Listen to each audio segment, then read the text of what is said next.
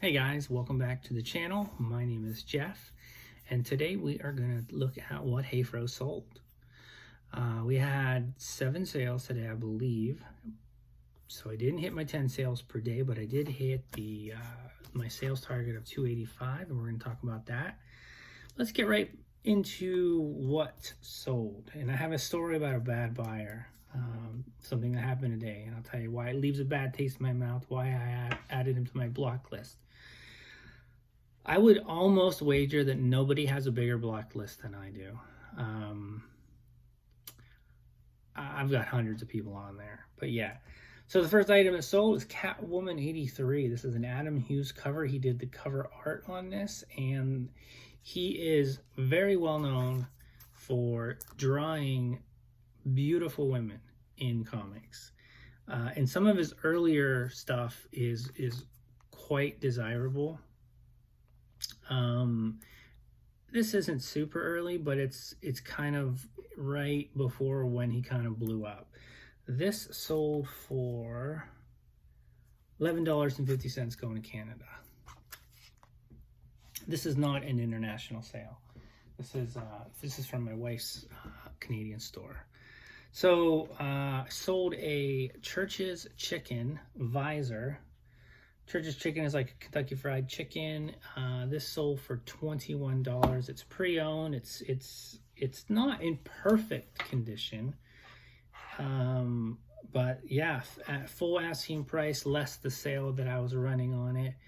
I accepted an offer on the Catwoman, by the way. That was a few dollars below. Tried to upsell him, couldn't get him to bite. But this was $21. So let's see here. What do we got here? Something that was just lying around the house. Just a Sanyo adapter. This sold for $9.99. $10. Nothing in this. Oh, let me back up. The visor, all in for about $2. The comic was probably part of a collection. Maybe $2 or $3. Probably even less, actually. I'm just trying to think if I bought it at a con or a comic store. So many of my comic buys, I just have a lot of overstock from when I was aggressively buying before COVID, so it's hard for me to remember. But most of my comics I get for, in collections, so they're not that expensive. And really nothing for this. I'm even, this was just in our junk drawer because I was trying to clean out. All right, so this is a cassette tape that sold today. I have no idea what it is, to be honest with you. It's Nahawa Dumbia Nyama Tutu. I'm guessing it's an African artist. I mean, I either got this for free or I paid $0.25 for it at my thrift store. Sometimes I like buying really, really obscure stuff, and I'm probably the only person who has it listed, and that's why it sold for $13.50. I accepted an offer, and the person who bought it is extremely happy to be having this sent to them, and I've already shipped this out today. That's why, like today I went thrifting, and it's not really worth me showing you necessarily everything that I bought, because some of it is just very obscure media, and I don't know what it's going to sell. Like, I'm not usually the kind of reseller who's going to make videos, go out. I'm not really looking for quick flips. I mean, yeah, if I come across something that's going to sell fast, I'll take it. If it's going to sell for what my full asking price, then yeah, of course I'm happy when that happens. But I'm looking to fill my store to curate interesting items. Like, I really think about my eBay stores as brick and mortar stores, and I want to fill them up with unique things that I curate and I select. That's just how I run. And I'm in this for the long term. I want to create this machine of listing, selling, finding more stuff, rinse, repeat. And as long as you're selling, as long as you're listing more than you're selling, your store is going to be growing. You're going to be giving yourself the opportunity to sell even more. But I'm also not the guy who wants to sell like 20 or 30 items a day. Yeah, it would be nice once in a while. Yeah, it would be even better if 10 or 15 of those items are all one order and I'm only having to, and that happens. Sometimes I sell one comic. You've seen that. And the guy ends up buying 30 or 40 more. I love that when that happens. Like I try to set myself up for those kinds of opportunities. I don't want to do 20 or 30 individual packages, shipping labels, shipping costs. But you know, it doesn't always work out that way. What else? So the two items that I showed you yesterday, I had two local sales today. Those bamboo flushable diapers, I don't even know. They sold for 20 bucks. I was all in for like 4 on those. I don't even know why I bought those. I think I thought they were worth more, and they sat around for a while, so I was thrilled when somebody contacted me the other day. I gave them a deal, moved them, never buying those again.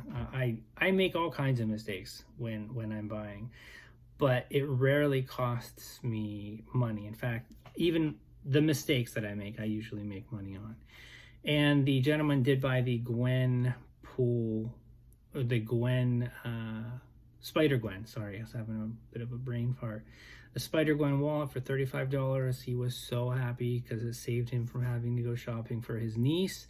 And then I sent him my eBay stores and I said, hey, you know, if you want to go shopping again for your niece, I've got these eBay stores and we can do some offline sales. So, you know, if I'm sending them to my store and it's local, it's bad, you know, it's tough luck for eBay. I would rather do some local sales and save me the fees. But yeah, all right. So the big item, so that was what? 1, 2, 3, 4, 5, 6, 7. Yeah. So the big item that sold today, and this is an interesting story. I was hoping to sell this local. What it is, it's a Hello Kitty 3-tiered kind of like shelf. Let's see if that's what it looks like. And it was from 1999, and when I saw it at the thrift store, it was 11 bucks. It wasn't put together. It was in a bag. I didn't know if it was all there. It was actually unpriced. Took it up and I'm like, hey, this is unpriced. I'm interested in it. How much is it? They came back. It was like 11 and change. And I took a shot on it. Like, it's from 1999. It's 23 years old. It's in phenomenally high grade condition for being 23 years old. I was hoping it was all there, and it was. I've had it, so I listed it really high. Like, when I first listed it, I probably listed it for like 400 bucks, some ridiculously high number. And then over time, I lower the price, I run sales, I send offers. At one time, this item had 80 watchers. And I'm just like, why is somebody not buying? I mean, obviously the price was too high. I mean, but like nobody was even sending offers. And then, you know, I listed it locally, and I've had some tire kickers contact me, and I have it listed cheaper locally, but nobody, you know, it's really hard to find that right buyer for a high ticket item locally. It does happen, but it's quite challenging because, you know, money's tight these days. It's the economy, blah, blah, blah. Oh, that actually reminds me of another topic I want to talk about right here. Where was I going with this? Okay, so I deleted it and sold similar because I started doing that, you know, a couple months ago. It took me 12 years to kind of figure that out. Like I said, I do a lot of things wrong. I just learned about send offers a couple, like 6 weeks ago, guys. I mean, this is how sometimes out of the loop I am. And it's been saving my butt during this downturn, in my opinion, is the whole send offers and being able to kind of start that conversation with people. It's been huge. If you're not doing it, you should be doing it. And I also do recommend, I do bulk. Depends on how busy I am. I will do some individual send offers with a personalized message. There's things that you can do. And this is kind of like a little trick that not trick, but like tactic to kind of get that conversation going. I'm off on a tangent again. Back to the Hello Kitty 3-tiered stand. I deleted and sold similar, and after a couple weeks it had like 35 watchers on it again. I ended up deleting and sell similar again. In my mind, I'm just like, I'm trying to like create this lack, this fear that they might have thought, oh man, it's sold, but then like, oh no, it's here. So then it was my most watched item again, the third time after I deleted and sold similar. I think it had like 20 watchers this time, and I get an offer for 150, and I'm like, no. I'm not. That's nowhere close. I'm like, so I counter at 300, and I messaged the guy, and I'm like, look, I would actually rather sell this locally. I really don't want to have to take it apart. Really don't want to have to ship it. But then he sent me an offer today for 255. And that's not much lower from where I had it locally. Yes, I'm going to have to pay fees on it.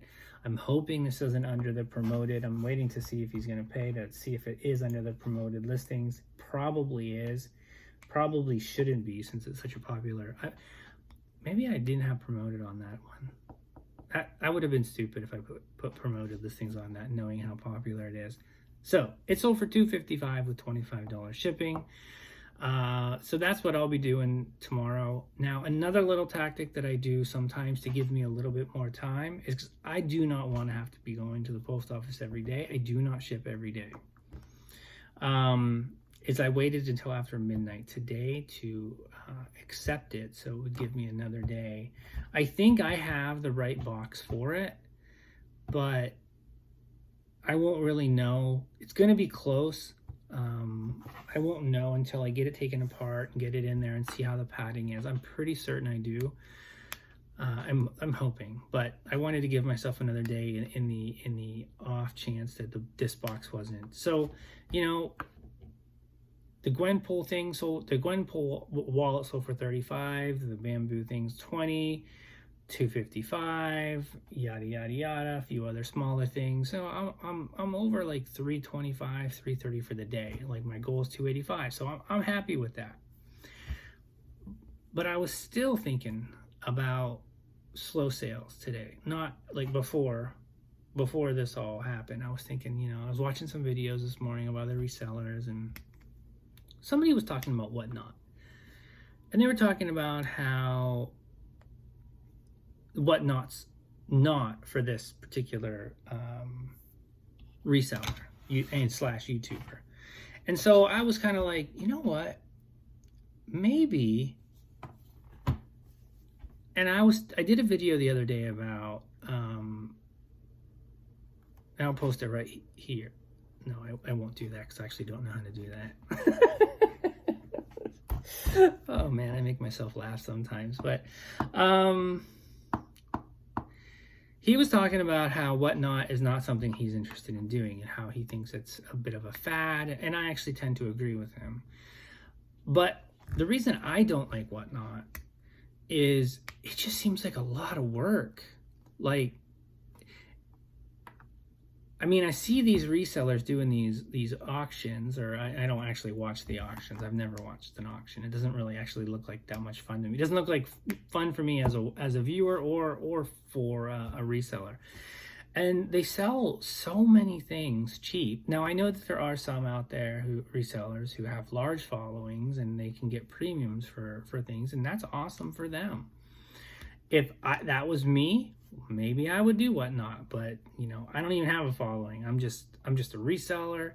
This is what I do. This is my journey, and I'm just sharing some things with you. I'm trying to share my thoughts because I've been doing this a long time. But maybe Whatnot is actually the combination of Whatnot and the other platforms out there that are probably gaining market share against eBay and probably stealing some buyers from eBay, that could be another one of those. Like, I didn't have that in the perfect storm of kind of like bad sale season right now, but that might be another reason. Like, whatnot is pretty popular, and you know, it could be causing, because buyers are getting a lot of stuff really super cheap over there. Not everything, but some things. And so buyers might be choosing to spend their money over there. And it's also probably having a negative effect on eBay because it's conditioning these buyers to getting like really, really cheap deals. And that could be why we see a lot of lowball offers on items. Although I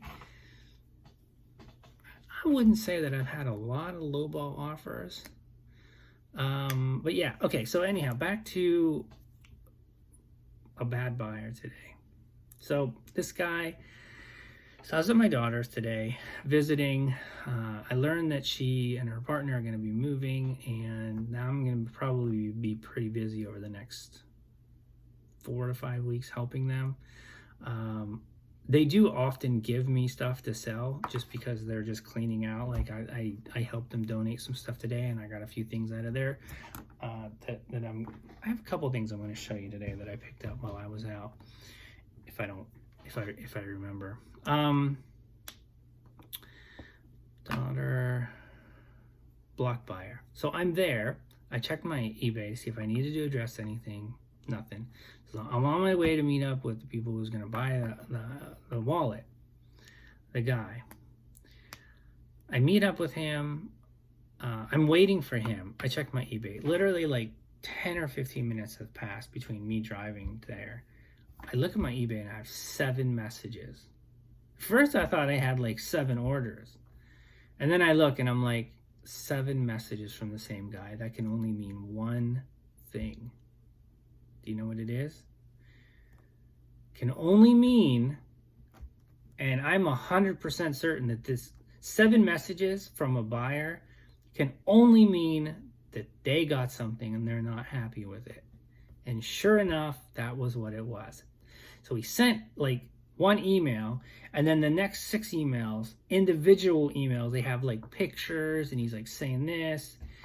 And I'm like, really? Is it really necessary to email me 7 times? Like, why do you got to cause me stress? Like, so apparently I had mailed him a comic that it had some rust on the staples. He said it did. And I believe him. It happens. Like, I've got over 8,400 items. I am listing all the time. Sometimes I'm listing late at night. I am human. Sometimes I miss things. But if you look at my feedback, 100% feedback, no negatives, like just phenomenally hot. People are just really happy what they get when they get my stuff. And a lot of it is because I'm really good at packaging. Like I'm super, super anal about sending stuff out. Like I want to make sure that it is going to not get damaged. Now, does it ever? Yeah, it does. But anyhow, so I email the guy, and we go back and forth, and I'm like, hey, I'm sorry. I'm like, just open up a case. I'll refund your money. It was a $27 item. You know, these comics I probably paid a couple bucks for them. It was comics that I have sold before. It's a Shaolin Cowboy by Jeff Jarrett, one of my favorite artists. Just he's like super hyper detailed. He's just phenomenal, like Mobius, like or James Stocco, who's just an amazing artist. Anyhow, I digress. So we're going back and forth, and he's like, and he says something that catches my ear.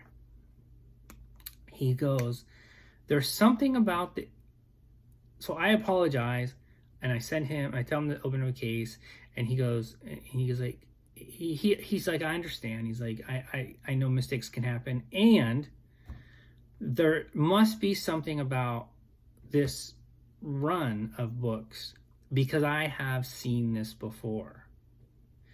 He's basically saying that he has bought books, he's bought books, and all the books that of these particular issues have had rust issues. So that makes me think to myself. So I message him back. Meanwhile, he's like, hey, he's like, can you just refund me? He's like, I don't know how to open up a case, which that's a bit weird, but whatever. Like, sometimes I just want to get I just want to make them happy, and I want to make them go away. I want to make, I sincerely want to have them have a good experience as best that they can. Like, I feel that I need to, like, overcompensate. I hate that I have to do that, if I'm being honest. I hate the power that buyers have over us at eBay. So I message them and I'm like, so just so I'm understanding you, are you saying that you've seen rust on staples on these same particular issues in the past? I go, I'm asking for a friend. No, I'm asking because I want to know to look out for that in the future. And then B, I want to know, why did he not, like, I accepted an offer when he initially bought these books. Why did he not say, hey, you say these are high grade, and I believe I can't remember if I said they were high grade or if I said see pictures for a condition and then I listed any defects that I had saw. But I'm like, in my mind, I'm like, why didn't you just message me and say, hey, I've had some issues buying these particular issues in the past with rust on the staples. Could you check for me if these have rust? No, he just buys it. Like, now I would have blocked him anyhow, because I have a rule that if I have a problem with a buyer, or if I have to refund them for any reason, even if it's my error, because sometimes I can't actually prove that it's my error, so I have to just block everybody. So he's on my block list, and I can't remember. I started this video and then there was an error, so I can't remember if I said, but my block list is super long. But yeah, I just thought that was really, really annoying. Now, the reason I'm talking about this now is because he's already left positive feedback. I was actually going to hold off talking about him because I didn't want to block him until he's either left feedback or it's been 90 days. So he goes, the comics came fast and well packaged, well worth the cost of shipping. This seller is very quick to reply if you have any questions or concerns. They have extensive knowledge about and care for comics, as well as a great store. Would buy from the seller again. I mean, that's extremely exuberant feedback. Did I get scammed? Maybe. But you know, it's the cost of doing business. $26. Opportunity cost is probably about $23. I'm literally just out to shipping and handling, which is a write-off. And I'll never have to deal with this buyer again. But I don't know. I just, if it was me and I had come across this issue with these particular issues of comics, I would have just messaged the buyer and been like, hey, you know, could you just check these staples for me, you know? But no, like, that is bad behavior from a buyer. Like, I don't care that he left positive feedback. Anyhow, so as I said, I did go thrifting today. Picked up some media, some prints, an IKEA thingy. What else did I get? Got some clothes from my daughter that I'm going to be reselling. Two things I'm going to show you. Was it two things? Yeah, two things I'm going to show you, which I think are pretty cool. Oops. Don't know what it's worth, but it's something from the Freemasons. It's like a certificate.